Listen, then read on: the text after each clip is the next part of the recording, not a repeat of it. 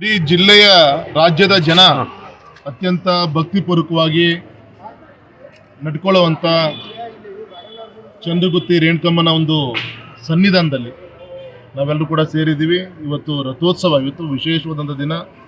ಪ್ರತಿ ವರ್ಷವೂ ಕೂಡ ಜಾತ್ರೆನ ತಪ್ಪಿಸ್ಕೊಂಡಲ್ಲ. ಆ ತಾಯಿಯ ಆಶೀರ್ವಾದದಿಂದ ಇವತ್ತು ಸಾರ್ವಜನಿಕ ಕ್ಷೇತ್ರದಲ್ಲಿ ಕೆಲಸ ಮಾಡುವಂಥ ಒಂದು ಆಶೀರ್ವಾದ ನಮಗೆಲ್ಲರೂ ಕೂಡ ಸಿಕ್ಕಿದೆ.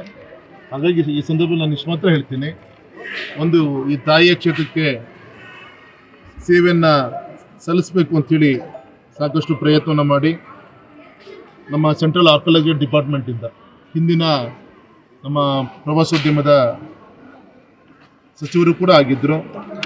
ಆ ಎಲ್ಲ ಒಂದು ಪ್ರಯತ್ನ ಪ್ರತಿಫಲವಾಗಿ ಇವತ್ತು ನಮ್ಮ ಸೆಂಟ್ರಲ್ ಆರ್ಕಿಯಾಲಜಿಕಲ್ ಡಿಪಾರ್ಟ್ಮೆಂಟಿಂದ ರಾಜ್ಯ ಸರ್ಕಾರದ ಅನುದಾನ, ಅದರ ಇಂಪ್ಲಿಮೆಂಟೇಷನ್ ಸೆಂಟ್ರಲ್ ಆರ್ಕಿಯಾಲಜಿಕಲ್ ಡಿಪಾರ್ಟ್ಮೆಂಟ್ ಮಾಡುತ್ತೆ. ಸೊ ಅದ್ರ ಮುಖಾಂತರ ಅಲ್ಲಿ ಅಭಿವೃದ್ಧಿ ಕಾರ್ಯ ಮತ್ತು ವಿಶೇಷವಾಗಿ ಇವತ್ತಿನ ರಾಜ್ಯ ಸರ್ಕಾರಕ್ಕೆ ನಾನು ಅಭಿನಂದನೆ ಸಲ್ಲಿಸಬೇಕು.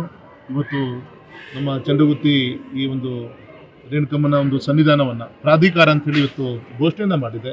ಹಾಗಾಗಿ ಬರುವಂಥ ದಿನದಲ್ಲಿ ಇನ್ನೂ ಹೆಚ್ಚು ಅನುದಾನವನ್ನು ತರಲಿಕ್ಕೆ ಮತ್ತು ವಿಶೇಷವಾಗಿ ಪ್ರವಾಸಿಗರಿಗೆ ನೆರಳು ಮಾಡುವಂಥ ಒಂದು ಅವಕಾಶ ನಮಗೆ ಇಲ್ಲಿ ಸಿಗುತ್ತೆ.